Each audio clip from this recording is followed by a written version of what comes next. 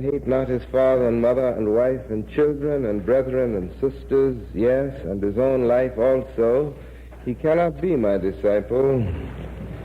And whosoever doth not bear his cross and come after me cannot be my disciple. For which of you, intending to build a tower, sitteth not down first and counteth the cost, whether he have sufficient to finish it? Lest happily, after he hath laid the foundation and is not able to finish it, all that behold it begin to mock him, saying, Ha, this man began to build and was not able to finish. Or, what king going to make war against another king sitteth not down first and consulteth whether he be able with 10,000 to meet him that cometh against him with 20,000? Or else, while the other is yet a great way off, he sendeth an ambassage and desireth conditions of peace. So likewise, whosoever he be of you that forsaketh not all that he hath, he cannot be my disciple. Salt is good, but if the salt have lost his savor, wherewith shall it be seasoned? It is neither fit for the land, nor yet for the dunghill, but men cast it out. He that hath ears, let him hear. He that hath ears, let him hear. We are thinking together again this morning about certain of the very simple insights from the parables of Jesus, the stories that he told. And today I'd like for you to think about the significance of being a disciple in the sense of being fundamentally committed to the religious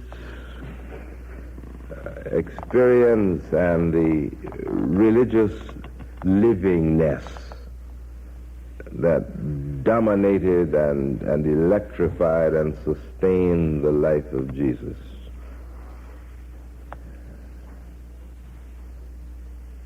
There is a fundamental inspiration in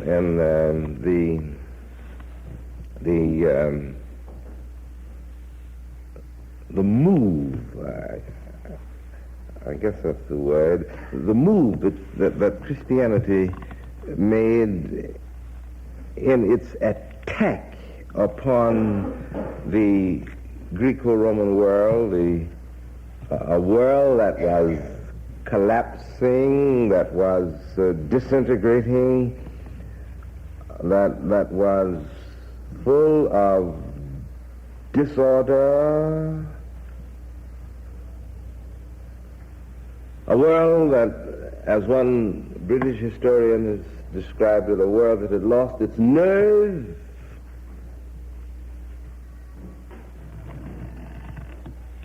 Men have watched the coming of autumn. The leaves turn golden and red and all sorts of colors. And then they begin to fall off, and the leaves, the trees are stripped, and all the woods become stark and bare and barren. Of course, that does not apply in California, because in the wintertime things get green out here. It's a strange contradiction of life. But that's all right. This is the West.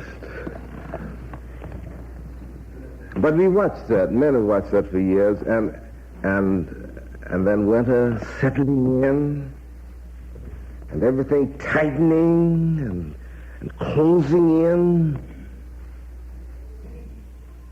and there seems to be no life. All the vitality is at a standstill. And then, as the year unfolds, One morning a new odor is in the air, and the back of winter seems to be broken, and there is a strange warmth in the sun. And then, underneath the melting snow, the little flowers begin to stir, and then grass, and then the leaves, and before you know it, everything is new again. Now, men have been observing that for as long as they have been aware of their environment.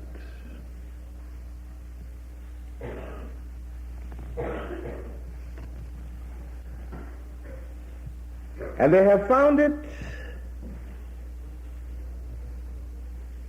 a source of very great hope, naturalistic hope for themselves. I've known many people in my lifetime who were ill and who said, if I can make it through the winter, then when the renewal of life comes in the springtime, if my organism is not too broken to stand the resurgence of life, I shall live. It's interesting. Now, what happened when the Christian movement saw this?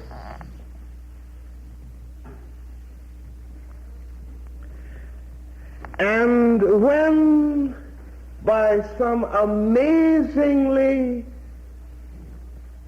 I don't know what the word is, miraculous insight, inspiration, the central character of their faith, a person, was seen as one who in his livingness dramatized this thing that was happening in the world of nature. It's interesting, it's amazing.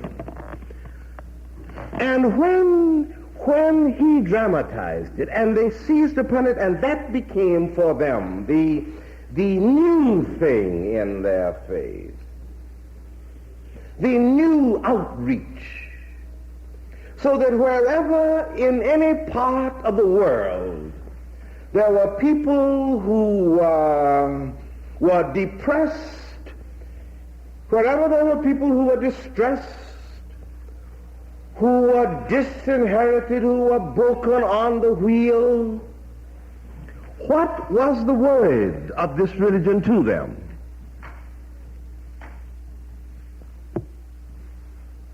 We talk to you of one who brings to you the tidings that if winter comes, can spring be far behind? That is it. It's an interesting thing, isn't it? But that's the point. Now,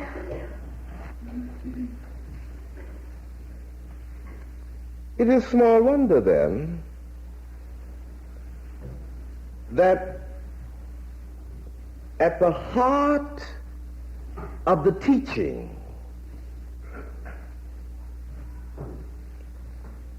is the insistence both upon love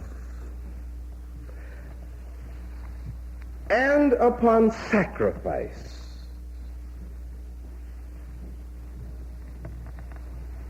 An appeal, a kind of appeal to the commitment of the total life of the individual. Now, with that background, let's look at these one or two of these parables, and I'll be through. Here is a man who started to build a tower, You've seen them in almost every city, haven't you? There's one, every time I go to Indianapolis, I look for that particular set of about 8 steel stories, just the building, just the steel girders are standing there. It's been standing there for years. Something happened. It was a good plan, apparently, but something gave out. The result is that it's frozen. If you start to build a house and if you're wise, if you're sensible, you will count the cost so that you will know what's involved and then act accordingly. And I've never built a house, but I understand that even when you plan and you know and you get the word from the people who also plan and know, when you get through with the house, it has been more expensive than your planning and your thinking indicated, so that even when you think and plan, you are apt to be involved. Now, what happens if you don't think and plan is disastrous. Now, very simple story.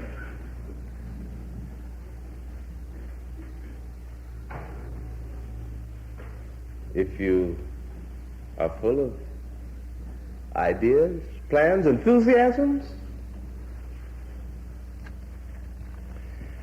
and don't have anything at the center of it, you burn out. That's what he said. Simple. Simple. Or if a king is going out to wage war, and he has 10,000 men, and his enemy has 20,000 men, the story is that if he doesn't seem to be able to take a calculating risk, he'll sue for peace, says the story. Interesting. And he prefaces these 2 stories with the fact that if you don't hate your mother, and your father, your sister, your brother, you don't hate them.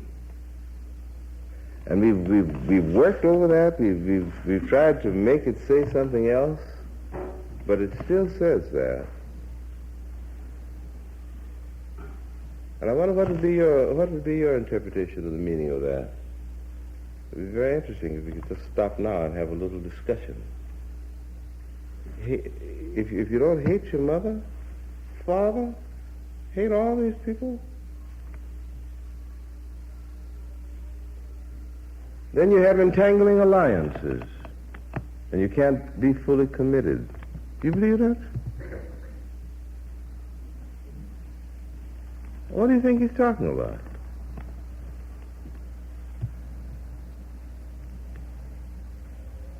Now,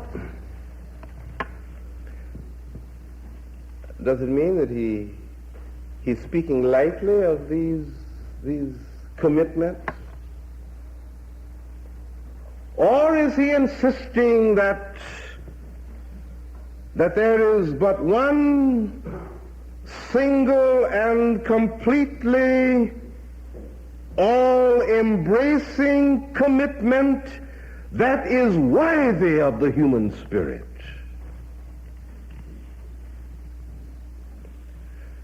That if I am committed to anything that is merely equal to me, the commitment becomes an indictment. But I must roam with a hungry heart until at last I can lay hold upon that in yielding to which I exhaust myself.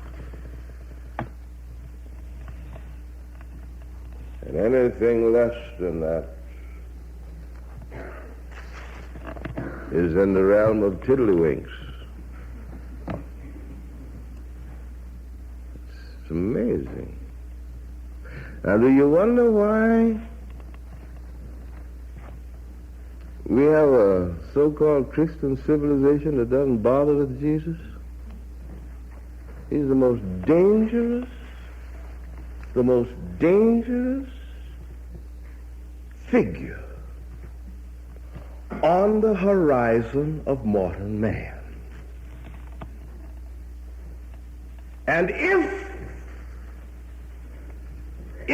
we seek to reproduce in ourselves the religion which he experienced, we shall destroy our civilization. And there shall not be one stone left on the other. So, what do? We pray to him instead. Much easier. We just walk by, as they do, once a year in the Soviet Union, I'm told, on Lenin's birthday, passed before his bier and pay tribute. Because this is a dangerous man.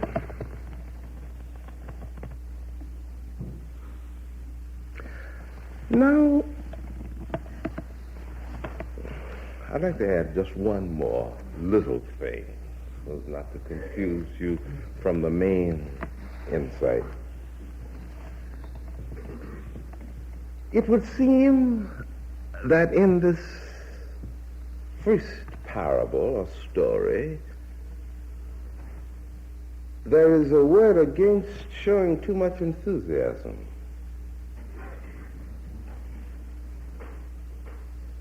Enthusiasm that does not have at its center a good, hard mind, understanding mind.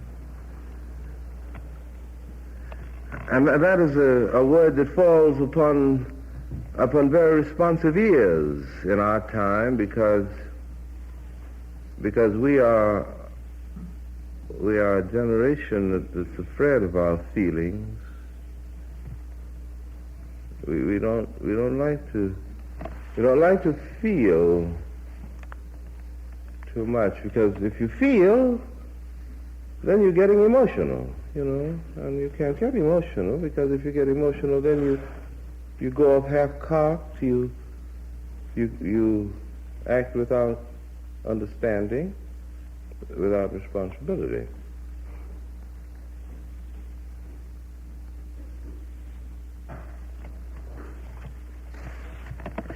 We delight in thinking that we are intellectuals, that we think our way through life, or do you? But is that true? Let's give your minds to it just a minute. Is that true?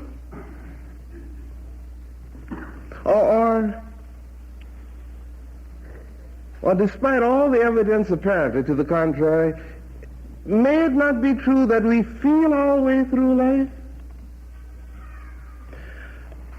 Now, the interesting thing in this connection is that wherever the mind or the intellectual process, the thinking process is merely committed to an idea or to a proposition or to a way of life, then it is apt to be ineffective if that is the sole basis of the commitment.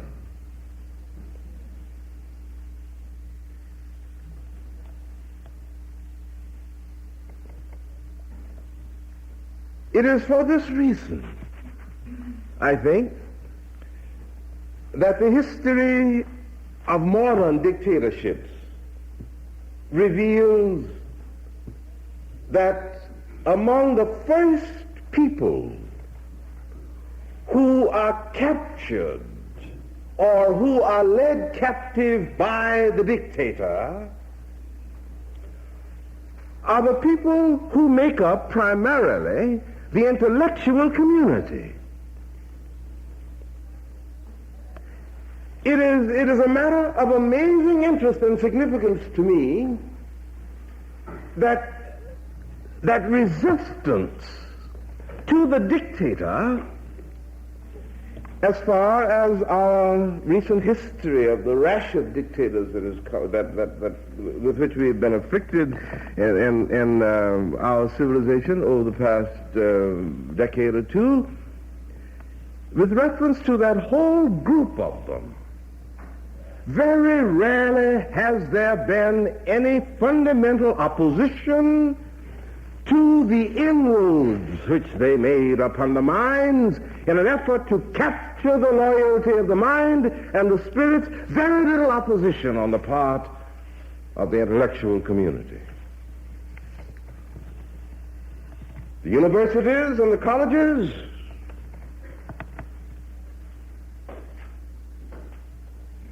did not, during times of tranquility and when men were thinking great thoughts without too much social implication, provided the machinery that the clever, the intellectual ideology that the clever dictator could use and put body into, give it muscle, give it feeling tone, and let it stalk through the land and capture the emotions and the devotions of the masses of the people. Now that's amazingly significant to me. And it suggests, you see, that any commitment, and this commitment about which Jesus speaks, must involve the mind, the thinking process, and it must involve the totality of the personality. That's the feeling tone as well. And if it doesn't involve the totality of the personality, then whatever is able to involve the totality of the personality will capture the loyalty of the individual. And now please do not misunderstand what I'm saying or what I have said. It is no indictment against feelings or an indictment against minds. But when you separate them, one from the other, even in theory, we perish. That's all I'm saying. Now,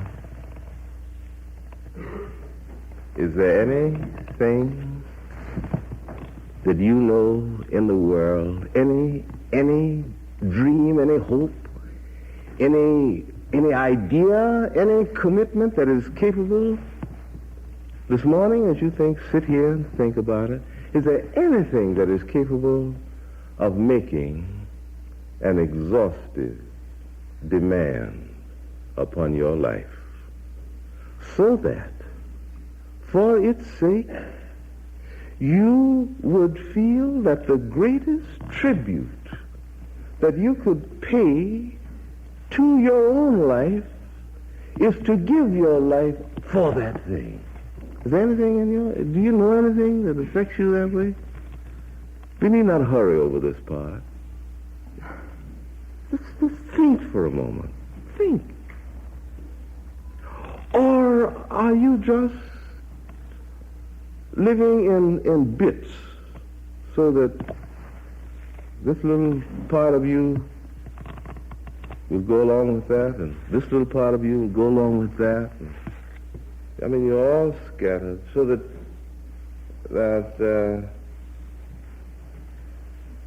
you are not of one piece with reference to anything. What is it that is capable of making you say, Here I am. I am. I am. For better or for worse. And as you said, having only one regret, and that is that there isn't any more of you to give.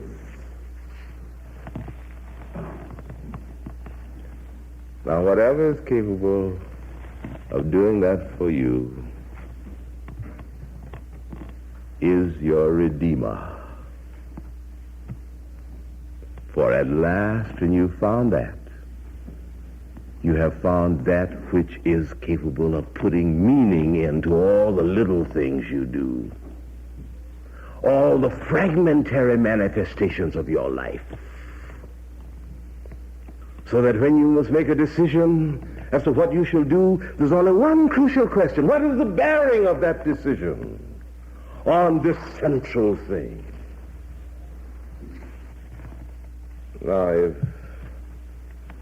there's nothing that affects you in that way,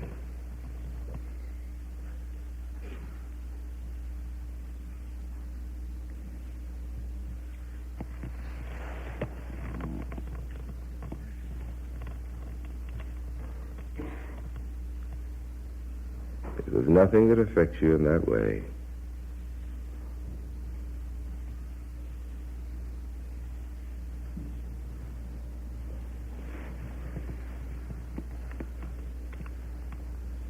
you do not know what it means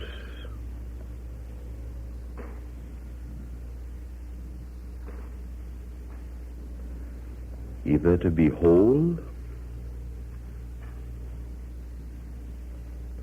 or to be committed.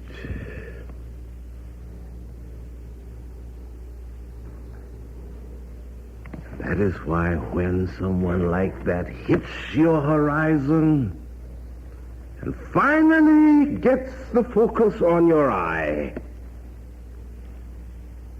you drop your tools and follow him. That's the genius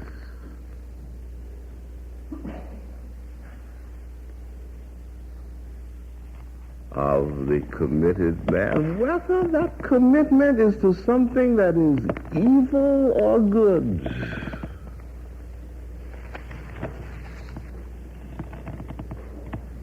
When those of us who are not committed have our whole ken disturbed by the swift-moving power of one who is completely involved, all of the limitations and inadequacies of our lives begin to be revealed to us, and we want a sense of being of one piece, so that in the living of our lives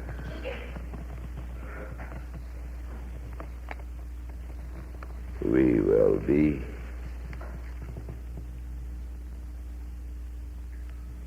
whole and not a house divided against itself. That's what he's talking about. And that's why, in my judgment, Jesus of Nazareth is the greatest enemy